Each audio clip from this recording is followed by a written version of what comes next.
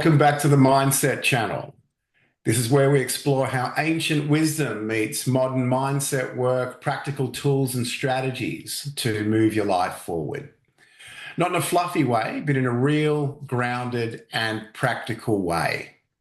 Now, we pull from psychology, philosophy, spirituality, even tactical neurolinguistics, all with one goal: to help you understand your mind and actually work with it, not against it.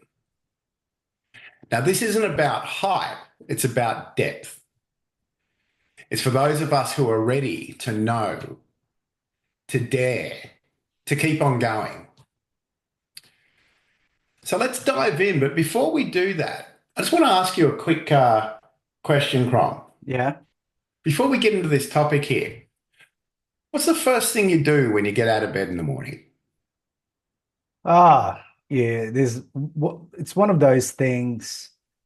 Um, what's the first thing that I do when I pretty much wake up, I go to the bathroom and um I would probably already think of what I'm going to be doing for the day. And I'll How long does it take you before you got a phone in your hand and you're scrolling on it? Oh, mate, that's within 5 to 10 minutes. There you go. And this is essentially a kind of addiction. So today we're dealing with addiction. Yeah. And if you talk about something simple as scrolling and social media time, 86% of people are on their phone and scrolling within 5 minutes of waking up in Mm, the morning. yeah. And that is an addiction. So, Crom, Mm, this topic addiction, it's one of those things people carry with a lot of shame. yes, indeed. But the more I've worked with it, the more I realize it's never really about the thing. It's not the alcohol, it's not the gambling, it's not the scrolling, the drug, whatever. It's about what we don't want to feel. Yeah, 100%. Hey, it's like we think the problem is I guess, the behavior, right? Right. But really the behaviors is also the solution. A very clever, very costly solution for that Right, matter. right. Yeah. It's a solution actually for emotional pain we haven't really faced. Exactly. And that's one of the big misunderstandings with addiction. It's not about being weak. People Mm, label people who deal with addictions as being weak, but that's not what it's about. It's about being wounded. mm. We just find a way to numb it or to avoid it. Okay, so if the thing isn't the root, what is it? Good question. So the root Yeah, is usually an emotion where we were never taught to deal with. yeah, right. Shame, loneliness, Mm, powerlessness, all these difficult, prickly emotions yeah. that don't quite get enough airtime. We don't know how to deal with them. Mhm. And we build patterns around avoiding those. Yeah, so addiction's really a pattern that starts with pain, right? Yeah, it's a good way to look at it. Yeah. It's a really good way to look at it. It is. It's less, I like this thing for the sake of having this thing. Mm, And it's more, this thing helps me not feel that. yeah, right. So addiction's not a craving for a particular substance or a particular activity. It's a craving for relief, but it's temporary relief with long-term consequences. And we'll get into it more later, but there's a lot of addictions around these days Yeah, that didn't used to be there. And again, I referenced, the mobile what, phone. yeah, exactly, how Yeah, quickly we get on our phone when we wake up in the morning. yeah. Like I said, 86% of people have an unhealthy addiction to social media or to smartphone use. Mm. I because I use my phone as an alarm clock, right? Hmm. So it's Don't next we to me. all? Yeah, it's next to me. when as soon as I wake, the first thing I do is press it. So what I started doing, and that's why it takes another 10, sometimes even half an hour, 10 minutes to half an hour before I pick up my phone, is I Mm. put my phone away. And what I do is using voice calls, I tell my phone to stop. As in Nice. literally, I would say to my iPhone, hey, I don't want to say the name because it will fire, right? Hey, iPhone, right? I say stop when it's alarming and it will stop. So I use Yeah, my nice. voice. Yeah. And then I get up because I'm half asleep and I'll go to the bathroom, do the usual pee, have a shower. Then the last part of the shower is cold shower for about 30 seconds to a minute. And that really invigorates and wakes me up. And Yeah, by that stage, I kind of know what I want to achieve for the day and what are my priorities. And then on my yeah, way, I get dressed, make the bed, and then that's when I pick up the phone later on. yeah, yeah. Just So to check the calendar. yeah, yeah, yeah, yeah, yeah. It's hard not to do, right? Yeah. Yeah. So look, addiction, like we were saying, it's not a craving for a substance or an activity. It's a craving for relief. Mm. And again, it's temporary relief, but has long-term consequences. Yeah, that makes me actually think, hey, we chase a feeling we actually don't know, hey. And we don't know how to generate it internally. You know what I mean? Like Right. we're validating peace, really. We're trying to create peace, we're trying to make calm. So the loop becomes pain, craving, then fix, temporary relief, and then after the relief, guilt, and then more pain. So it's a It's cycle. it's exactly right. And this is the same for any type of addiction. Yeah. No addiction is better or worse than another. Addiction is an addiction. So Yes, that indeed. that guilt feeds the cycle and it absolutely keeps us locked in. That's it. So if that's the emotional loop, what's a biological one doing? Okay, so we're essentially getting into the science here. Yep. Let's call it the brain and the hijack. The brain and the Good. hijack. Sounds like a movie already. It does. All right, so the science. Okay, Yep. so here's what happens um, at the brain level, Yep. when we engage in whatever habit it is. And like I say, alcohol, porn, Mm. social media scrolling, whatever it happens to be. So our brain essentially lights up. Yep. Specifically the nucleus accumbens and the ventral tegmental area, which is essentially what houses our reward system. So essentially what happens, you Yep. get this flood of dopamine. Oh, that dopamine. Yeah, which feels like motivation and reward. Dopamine in itself is highly addictive. Yeah. Yeah. And you also get a rush of endorphins, your natural painkillers. So Mm. suddenly you're not in pain anymore. You're not in physical pain. You're not in mental pain, just for a few moments, however. But then the baseline shifts, right? Yeah, yeah, that's true. So essentially, over time, our serotonin, which gives us the long-term contentment and the good feeling about life, Yeah. Yeah. all right, motivation, it essentially starts to drop in the fact that it doesn't produce as much naturally because it's waiting for the Mm. fix. No way. Right, right. And this is exactly it. This is the problem. All of a Mm. sudden, you used to be fine, then you engage in this addictive activity. Yeah, And this is where addiction becomes a real problem. When the addiction's taken over, you realize now I can't feel good without the fix. that's crazy, man. So So, it is. It is. Addiction doesn't create pleasure. mm, It actually hijacks it. wow. And that's That's pretty wild. Hey, we're Yeah, it is. literally well, we're literally outsourcing our well-being to, well, I guess for the lack of a better word, to a chemical shortcut.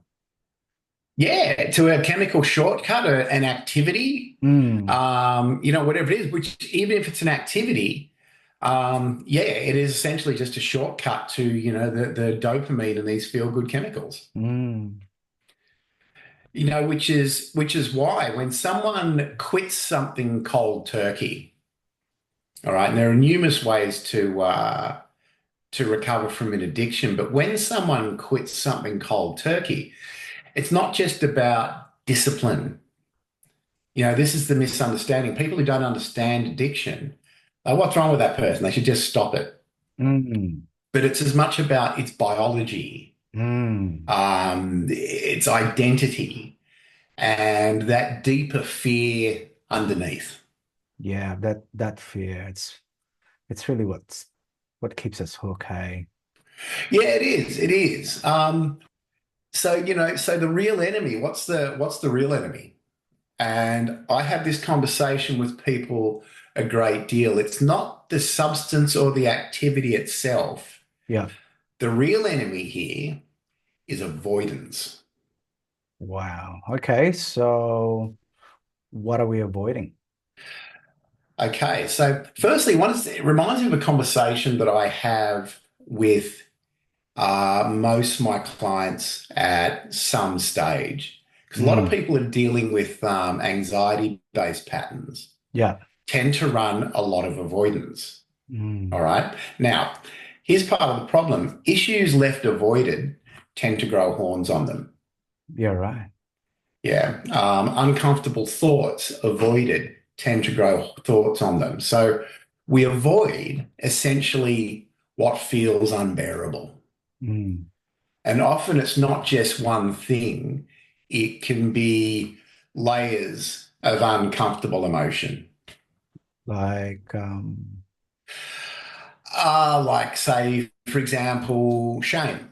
yep. Everyone's got something they're ashamed of. Yep. Um, the fear of not being enough is another really common That's one. that's actually a common one. Yeah, yeah. Really common one.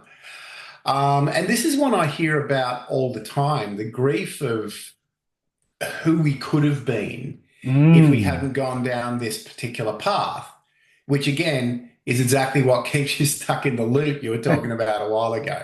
yeah. And sometimes it's just silence, that terrifying silence of who am I if I'm not doing this? People start to identify themselves by that addiction. Now, quite often as well, I should point out with addictions, sometimes it's not necessarily a behavior or a drug or what have you. Sometimes it doesn't have to be a serious emotion that people are avoiding. Some people are just not very good at being bored Yeah, right. and are just uncomfortable with being bored. Mm. I was speaking to someone over the weekend. Start again. I was speaking to someone over the weekend. I went to a barbecue, right? And she was saying that I don't know how we got into the topic, but she said she doesn't like being alone. And I said, Mm. "Oh, why?" I jokingly said, "Ah, you must. It sounds like you're still young. You haven't hit mid-age yet." Yeah, Because exactly. because I love my company now. Like when I was in my 20s and early 30s, even late 30s, I still relied on external factors and external energies for my for enjoyment, for my joy, right? Yeah. Uh, Now in my mid to late 40s, especially my mid 40s were during the lockdown era, right? Mm. And and it's actually I liked it, right? Some people are afraid of, oh sorry, they lost their shit. during the lockdowns because Yeah. they didn't know what to do with themselves, right? Yeah. My family and I, we liked the peace and quiet because my missus has never worked from home, right? Right.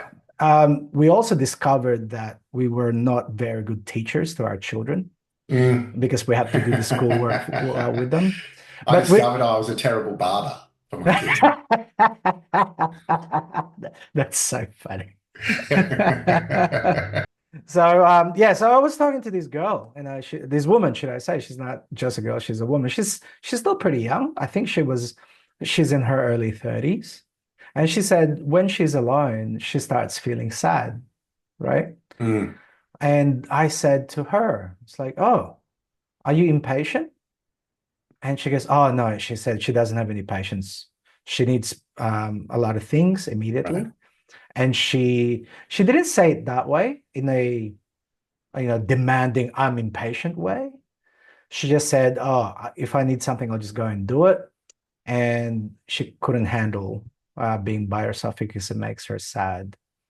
Yeah, Um, it's is it? interesting. It's similar to what you were saying. They don't know how to be bored. Yeah.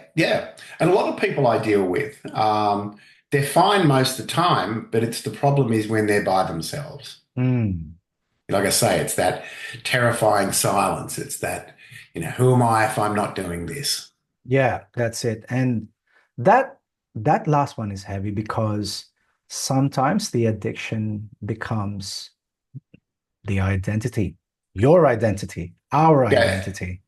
exactly right. Exactly right. And losing it almost feels like it's the death of a part of you. Mm. You It's know, almost like ego it's death, isn't it? like ego death. It's like Mm. it's destroying a part of you. Mhm. A lot of my friends that still smoke, I used to smoke, I don't smoke anymore. Um, a lot of them cannot imagine their lifestyle. Um, one guy said to me, "So what am I going to do for breaks now?" Yeah, I have yeah, this conversation with yeah, people I'm dealing with for smoking problems. I have this yeah, conversation so often. yeah. And one girl said to me, "So does it mean post-sex smoking is gone?" I went, "Yeah, you just need to hold each other there and enjoy the moment rather than lighting Yeah, up." enjoy the afterglow. Yeah, that's it. Yeah. And that's the thing. Yeah, you're right. It feels like it's destroying the identity itself, hey. So Exactly if right. so if someone's sitting in that space, realizing their behavior is a mask, how do they start to how do they start to peel it off? Really good question. I guess the first part of it, this is a multi-part answer, I guess. Yeah, yeah, The first part of it is, look, there's no one size fits all, yeah. but there's a bunch of tools um, that can essentially open that door for you. So, what I'd say, where I'd be inclined to start is the first step would be, or the first option is just trying to gain some awareness. So, just Mm, start with asking yourself the question, what is it that I'm actually trying to avoid right now? yeah. What am I actually trying to avoid? Is it a level of sadness? Am I nervous about the future? Am I having trouble letting go of the past? Am I just uncomfortable in myself? What is it that you're actually trying to cover up here? Yeah. All right. The second option would be to engage in pattern interruptions. Yeah. Okay. Use movement or breath to disrupt the loop. And that can be as simple Mm, as standing up, yeah. taking 3 deep breaths, just shifting your energy, going for a walk. I do a lot of work with anchoring techniques with people. Now, Mm, anchoring techniques are simple techniques whereby you build a physical anchor, a simple physical movement that someone can use yeah. that helps them change mental state. You essentially attach that anchor to a very positive, very calm, productive, happy mental state. Yeah. And we're going to be doing a couple of videos as we go forward Yeah. on anchoring techniques. So everyone that's out there listening to us can actually start using anchoring techniques. Yeah. I got one in the morning. I think I mentioned it earlier on this video. When I wake up, I'll have a shower, right? So that just slowly wakes me up. Mm, And then for 30 seconds to a minute, I turn off the hot water and it's cold shower. yeah, I'm awake after that. yeah, And absolutely. that starts me at like, boom, I'm on. Yeah, Right. absolutely. Absolutely. So, and option number, by the way, cold showers, ice baths Yeah. have a they're very effective tools as well in helping people overcome um, anxiety related addiction. Mm. They can be really helpful. They just get all these, they're a better way to get all these feel good chemicals going. Yeah. All right. Now, the other option you got here, or something to take into account, is replace, don't just remove. Mm. So if the habit was meeting a need, the need's not going away. The need is still there. Whatever you were covering up is still there. So the idea here being you're not quitting, you're replacing, with Mm. something more nourishing. And this reminds me of a term we've used a lot here on the Mindset channel. One of the most important things when overcoming an addiction Yeah. is to run a move towards motivational strategy, Yeah. not a move away from. All right. Now, the mistake people make with addictions, if you're running, say you're drinking too much, say you got someone who's drinking too much, Hmm. they'll sit there telling themselves, "I got to stop drinking. I really got to stop drinking. Drinking's really bad for me. It's bad for my health. I've got to stop drinking." When you're running that internal dialogue, what's your brain hearing all the time? Yeah. Drink, drink, drink, drink. Drink, drink, drink. That's all it's Yeah. hearing, right? Yeah. So Yeah. instead of doing that, you need a moving towards motivational strategy.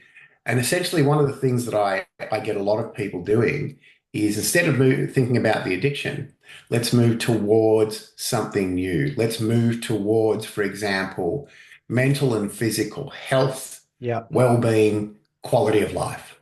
That's right. I hear similar things with smokers. They would say, I haven't smoked for 14 days, or I stopped smoking instead of saying yesterday. They go, I Mm. haven't smoked for 12 hours. It's like, man, Right. you're really attached to it, isn't it? You've been 12 hours counting and the how many hours. minutes? Yeah, and how many minutes, right? It reminds me of when you ask this is the difference between this is a said right now, a father and a mother. It's like, oh, how old is your kid? The dad will go 3 years old, right? And the mother will go, oh, 72 months. You know, Right. Yeah, yeah, it's a exactly. full-on detailed count, right? Yeah, Um, exactly. I think because the mother remembers the birth, whereas the Right. father knows how old is the kid. So, Yeah, yeah, that's a so good point. I That's a do really I good do point. wonder if that's the case. I mean, that's just a thought. Yeah, Possibly, yeah, possibly conjecture, but it certainly seems to make sense. yeah. And Um, I got option four, and this is how I stopped myself smoking, and that is delay, delay, delay. right. I got this from that book, Easy Way to Quit Smoking, right? Mm, And that is delay, delay, delay. Because you're not sacrificing anything, you're just delaying something, right? yeah. So you give yourself a moment to let go of the addiction, even for another hour, another 2 hours, and just delay just a bit to remember Mm. that you're not sacrificing anything. So, I think that's a really good point. And I've had, we're going back a number of years, but during my 20s, I had a reasonably serious addiction going on back there. And one of the mm, techniques I used to get through that was absolutely delay, delay, delay, because the quitting seems overwhelming, but you just keep delaying it for another half a day. mm, And essentially, look, even if you go through a 12-step program, look, and here's the thing, there are a lot of really good support groups for any type of addiction out there that Yeah. use 12-step programs. And the 12-step programs are always talking about just for today. Mm, So you're essentially delaying everything by a day, yeah. and then another day, and then another day until all of a sudden it's not an addiction anymore. And I just want to add to that.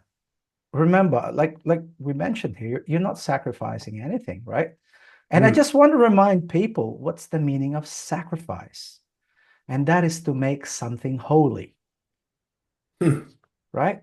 So would you use, would you say that you're making cigarettes or an addiction or alcohol holy? No, it's not a sacrifice.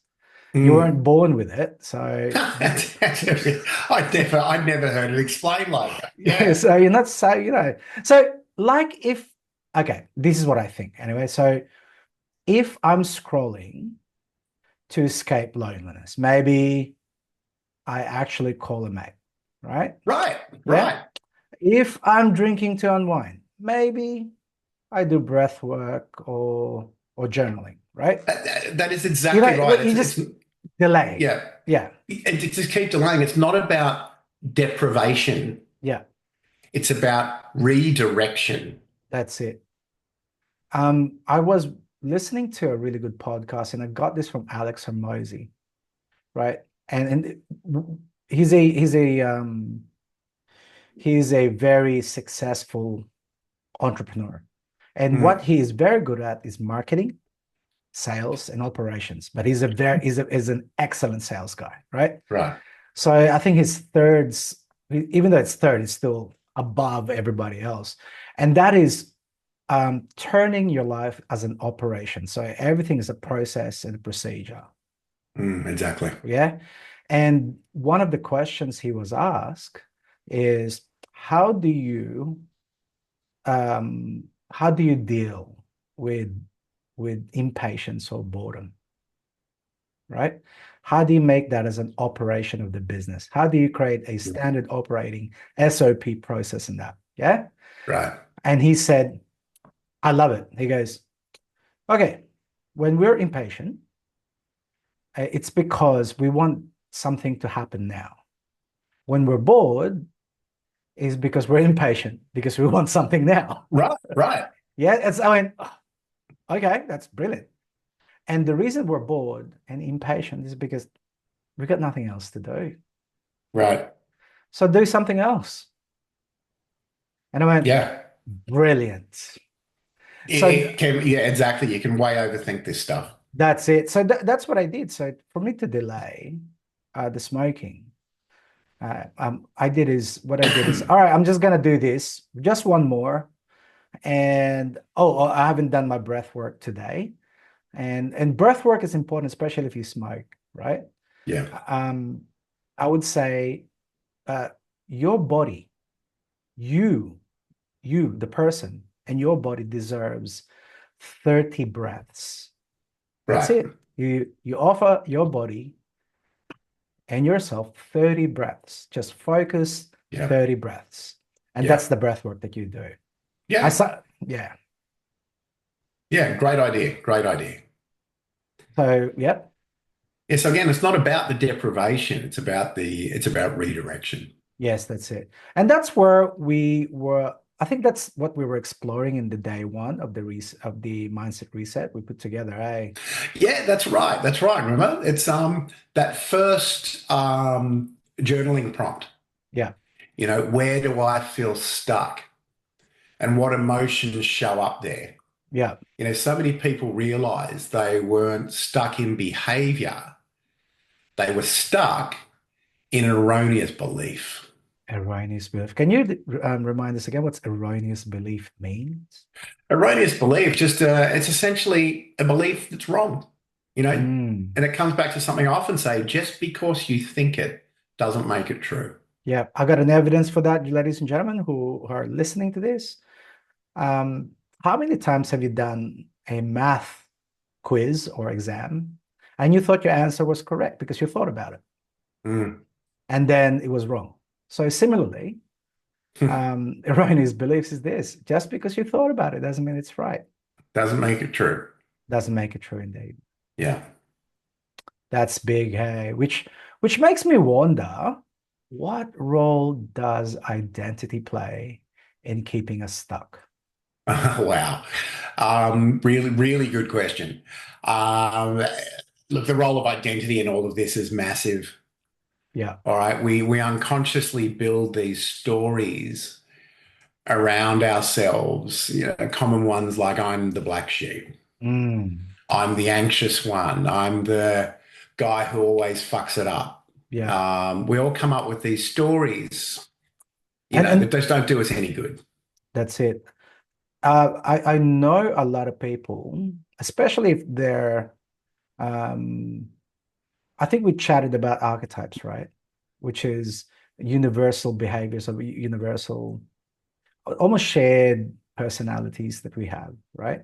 Yeah. And you mentioned the black sheep. You mentioned that's Right. the outlaw, right? Yeah. Yeah. Yeah, Yeah. yeah. So that's the outlaw archetype, and Yep. that is pretty that usually takes off in high school. That usually Yeah. takes off when you're a teenager, right? Yep. And it's just very unfortunate. Some people keep it until their midlife, right? Mm. And the behavior reinforces the story of what you Yeah. said, Yeah. right? Which makes us keep doing the behavior. It's a loop, really. Exactly. And once you bring that to light, Yeah. you can actually write a new story. Hey, let me point this again. Look at that. What? State, story, strategy. Yeah. Yeah. Yeah. Yeah. I love Yeah. pointing Yeah. that. You need to change the state. And Yeah. after you've changed your state, you now you can change the strategy, which is your plan. Yeah. Yeah. And Exactly right. and this is the thing that takes real courage to do that. As in, Mm. not just real courage, as in a lot of courage, right? Exactly. Because letting go of the old story means stepping into the unknown, and Yep. it's another form of ego. Remember, your ego thinks it's you. Right. Right. You think you're the ego, right? Yep.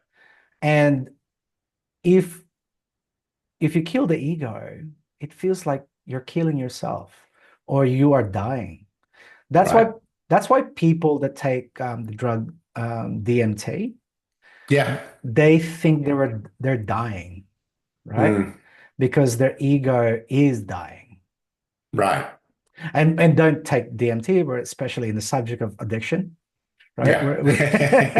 Yeah. We are not suggesting to We're take not DMT. suggesting that. Public service announcement. That's it. That's it. We're not Joe Rogan. There you go. No, we are definitely not Joe Rogan. This all brings up the real question. Yeah. All right. If addiction is a teacher, if addiction's a teacher, Yeah. what is it trying to show us? Firstly, I've never thought of addiction as a teacher. But Mm. if addiction is a teacher, there, I think it's the addiction is, there's something about, start again. Firstly, I never thought about addiction as a teacher. But Mm. let's run with this. What if addiction is a teacher and what it's teaching us? Yeah. Yeah, there's something inside us asking us to be saying that. Right. Well, yeah, that pain isn't punishment. It's a signal. Hmm. And when we stop running from it, we remember who we actually are underneath the craving. Right. And once you see that, what becomes possible? Significant change Mm, becomes possible. mm. So, Crom, Yeah, man. if someone's listening right now and they feel like they're in addiction, like they're lost in this loop, Mm. what would you say to them?